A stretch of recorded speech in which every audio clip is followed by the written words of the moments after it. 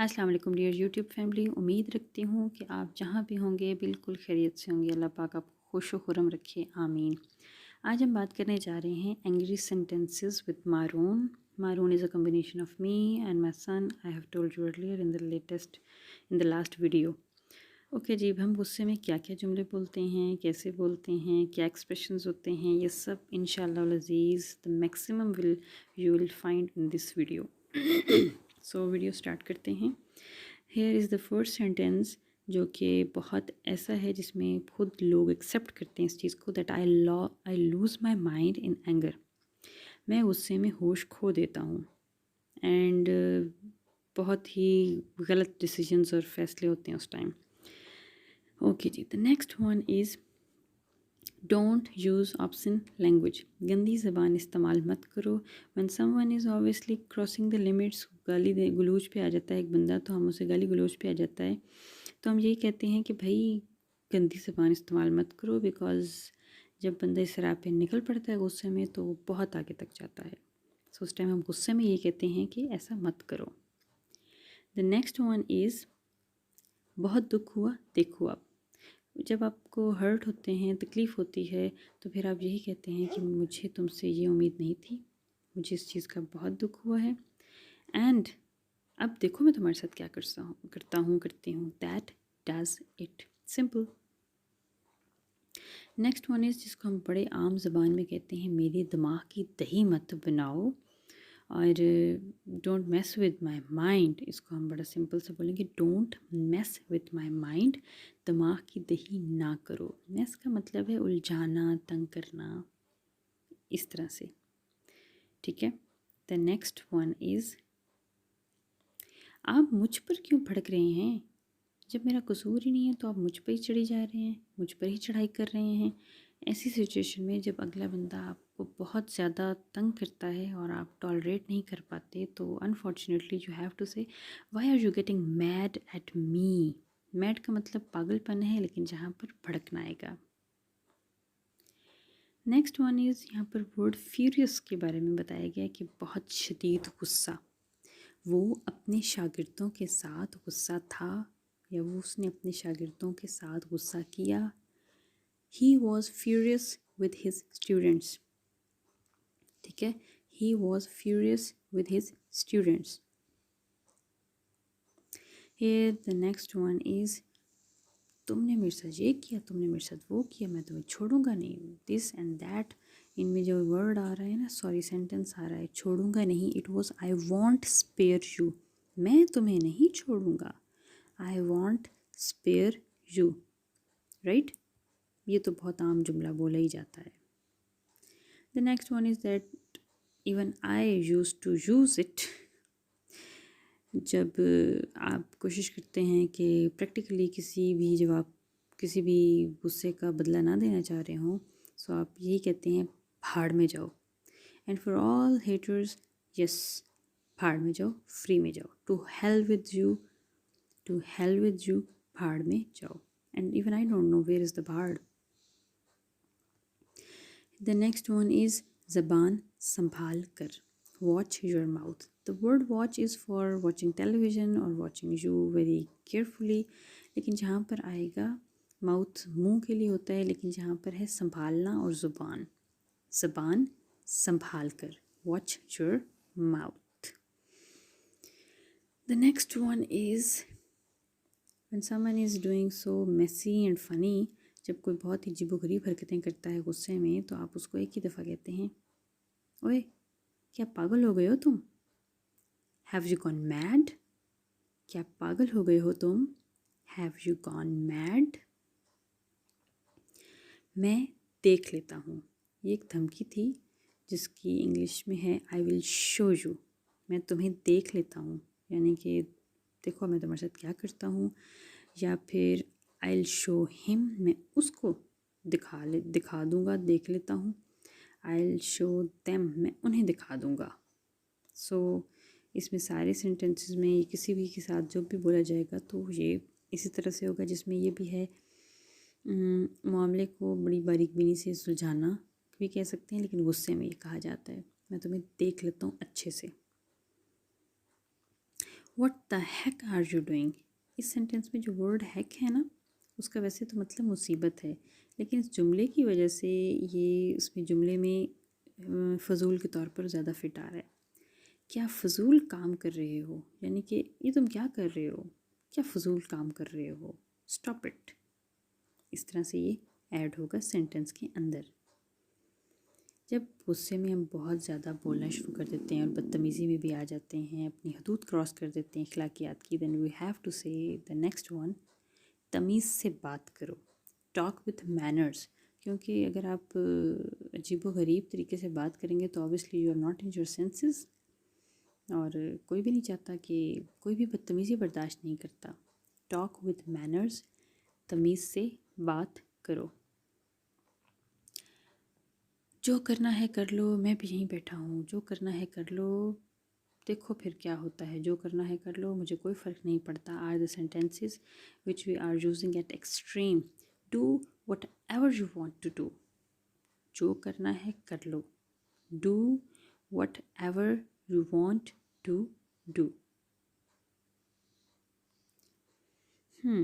जब कोई बंदा बहुत ही बदतमीज़ी कर रहा होता है या अजीबोगरीब सिचुएशन क्रिएट हो जाती है जिसमें आपको समझ नहीं आती कि ये मतलब किस चीज़ की वजह से इतना नाच रहा है बंदा गुस्से में, तो हम यही कहते हैं, नहीं, ओह हेलो, हो कौन, वो तुम चीज़ क्या हो, what do you think you are, क्या चीज़ हो तुम, what do you think you are. इसमें है जी, मैं अपना आपा खो दिया, I lost my temper. Temper मतलब गुस्सा होना, लॉस्ट मतलब घुमा देना। जब एक बंदा गुस्से में बिफर जाता है, उसे खुद भी समझ नहीं आता ये क्या हो रहा है, सो ही जस्ट लॉस्ट हिज टेम्पर, तो हम कहते हैं मैंने अपना आपा खो दिया, आई लॉस्ट माई टेम्पर। जब अपने किसी सिचुएशन को अवॉइड करना होता है, जान छुड़ानी होती है, you just are willing to say nothing of the kind या nothing of the sort. Sort का मतलब भी टाइप काइंड में आ जाता है, सो हम कहेंगे nothing of the kind, nothing of the sort, ऐसा कुछ नहीं, जस्ट टू रिजॉल्व इट। और गुस्से में अच्छा जी, यहाँ पे ऊपर इंग्लिश का सेंटेंस गलत है, उर्दू का बोल देती हूँ। क्या मजाक कर रहे हो मुझसे, आर यू किडिंग मी और are you kidding with me. Kid का मतलब होता है बच्चा, सो किडिंग भी उसी से वर्ड अख्स हुआ है। क्या मजाक कर रहे हो मुझसे, आर यू किडिंग और are you kidding with me. ठीक है, इसको प्लीज़ करेक्ट कीजिएगा। अच्छा जी, यहाँ पर the next one is so what, तो क्या, मतलब क्या, just showing the Heights of anger, तो क्या, क्या करूँ मैं, हाँ। द नेक्स्ट वन इज़ जब कहते हैं ना कि फ़लाँ ने ये कह दिए, कौन कहता है, कौन कहता है, who says. Okay, who says, कौन कहता है। अच्छा जी, this sentence is like he shoved the money, उसने पैसे दे मारे। ये भी बस तंग आके गुस्से में बोला जाता है, उसने पैसे दे मारे, ही जस्ट शॉव्ड द मनी। ये इंग्लिश मूवीज़ में बहुत ज़्यादा वर्ड सेंटेंस बोला जाता है, फ्रेज़ कह सकते हैं, और अमूमन हमारे यहाँ भी जब बहुत ज़्यादा इमोशनल करना होता है। ओवर माई डेड बॉडी, मेरी लाश पर से तुम्हें गुजर कर जाना पड़ेगा अगर तुम ये काम करना चाहते हो। ओवर माई डेड बॉडी, मेरी लाश पर से। हाँ जी, व्हाट द हेक, हेक का मतलब मुसीबत है, as I have told you earlier कि वो जो था, क्या तुम फजूल काम कर रहे हो। सो ये है actual sentence with actual word, वो meaning, sorry, what the heck, क्या मुसीबत है। वो लफ्ज़ भी ठीक था उस सेंटेंस के मुताबिक, बट असल में हेक का मतलब मुसीबत है, क्या मुसीबत है, व्हाट द हेक। हमने किसी को पावर करवाना होता है, that the next person is in his senses. मतलब क्या है तुम्हारा, क्या कहना चाहते हो, ये क्या ड्रामा है, व्हाट डू यू मीन, मतलब क्या है तुम्हारा, व्हाट डू यू मीन। तुम मेरे साथ ऐसा कर सकते हो, ऐसा कैसे कर सकते हो। अच्छा, कैसे कर सकते हो, जब आपको कोई ट्रस्ट ब्रेक करता है and you are not expecting that this person will deceive you, जो कि होता है because you trust him her so much. How could you do this to me, ये बहुत ही गुस्से में भी बोला जा सकता है और एक तरह से बहुत ही तकलीफ़ से बोला जा रहा है। तुम मेरे साथ ऐसा कैसे कर सकते हो, नो वे। ये तो बच्चे बच्चे को आता है। हाउ डेयर यू, हिम्मत कैसी हुई तुम्हारी। हाउ डेयर यू, हिम्मत कैसी हुई तुम्हारी कि तुम मुझे कुछ कहो। I will do this and that. मेरे रास्ते में मत आओ, यानी तुम्हारा और मेरा रास्ता अब हो चुका है जुदा। So stop getting in my way.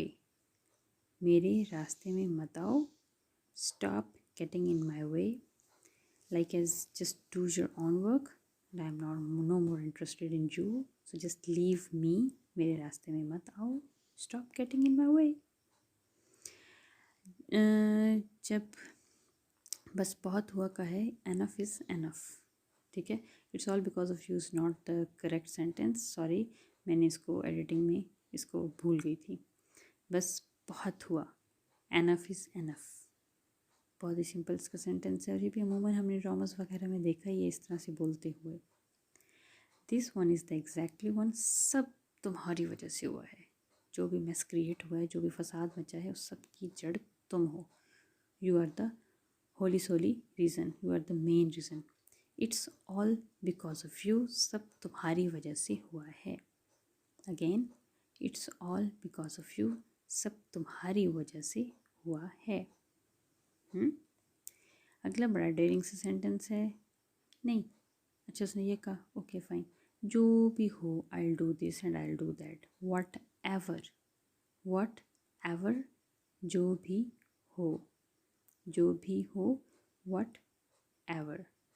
Okay, the next sentence is, जब बहुत से लोगों को हम कह सकते हैं, वो एक इंग्लिश का सेंटेंस है ना, डोंट पोक योर नोज़, मतलब अपनी जो नाक है वो हमारे मामलात से दूर रखो। अपने कई लोगों की आदत होती है ना हर चीज़ में घुसने की, वो क्या कर रहा है क्या नहीं कर रहा, like as they have just diaries of दूसरों की कहानियों की पलंदा उठा के फिरना। Then we are use to say, नहीं तुमसे मतलब, तुम में क्या मसला है, व्हाट्स रॉन्ग विद यू। तो हम कहते हैं नन ऑफ योर बिजनेस, तुमसे मतलब नन ऑफ योर बिजनेस। गुस्से में अमूमन लोगों को ये लगता है कि अगर वो गुस्से से फट फट के ऊंचे ऊंचे बोलेंगे then they have high pressure. No, अगला बंदा इसको फिर बड़ा कूलली एंड कामली भी कहता है, what ever you want say, lower your voice, आवाज़ नीचे, लोअर योर वॉइस, आवाज़ नीचे। यहाँ पे हम ये जो लिखा हुआ है, लिख लो मेरी बात, mark my words, doesn't mean that you have to actually write something on paper. इसका मतलब ये है कि मेरे अल्फाज याद रख लो, ठीक है, और देखना ऐसा ही होगा वैसा होगा, ये कर लो वो कर लो। Mark my words, mark your words, लिख लो मेरी बात, लिख लो अपनी बात, देखना ऐसा होगा एंड वैसा। ये सिचुएशन पर डिपेंड करता है। जब एक बंदा है वो बहुत ज़्यादा आपके ऊपर चढ़ाई करने की कोशिश करता है, बेजा अजीबोगरीब हरकतें करता है, तो फिर आप तंग आके, और नहीं मेरी बात सुनो, तुम भाई साहब मेरी बात तो सुनो, नहीं तुम समझते क्या हो खुद को, तुम हो कौन, ठीक है, what do you think you are. Thank you so much for watching, like subscribe and keep on commenting, keep with me.